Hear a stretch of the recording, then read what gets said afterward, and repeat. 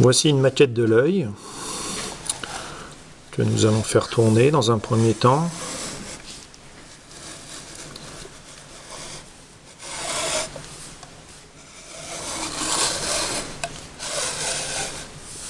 Alors on peut voir très nettement derrière ici le nerf optique. C'est le nerf qui va transmettre les informations visuelles au cerveau. Alors évidemment ici il a été sectionné. En rouge, on peut voir les différents muscles qui permettent les mouvements du globe oculaire. Nous allons revenir devant pour voir ici la façade là, de l'œil. Sur la face avant, ici ça c'est la cornée.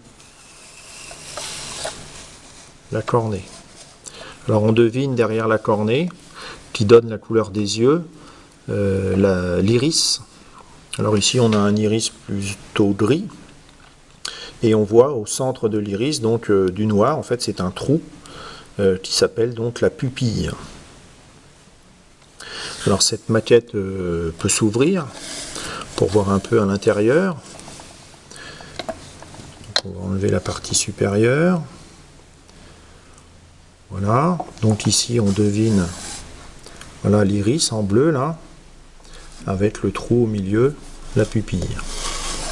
Alors si on ouvre à nouveau, on va voir apparaître plusieurs choses. Alors tout d'abord ce gros globe en plastique là, qui matérialise le fait que dans un vrai œil, on a un corps gélatineux qui remplit l'œil et qui est transparent et qui donne un peu la forme de l'œil. Ce corps gélatineux s'appelle l'humeur vitrée. Et donc on voit apparaître ici, donc si on place l'œil complètement de profil, derrière la cornée qui se trouve ici, on va trouver un objet ici qui s'appelle le cristallin. Et donc si on regarde le cristallin sous différentes formes, et notamment ici de profil, on voit que le cristallin est transparent et présente la forme typique d'une lentille convergente. Donc le cristallin est équivalent à une lentille convergente.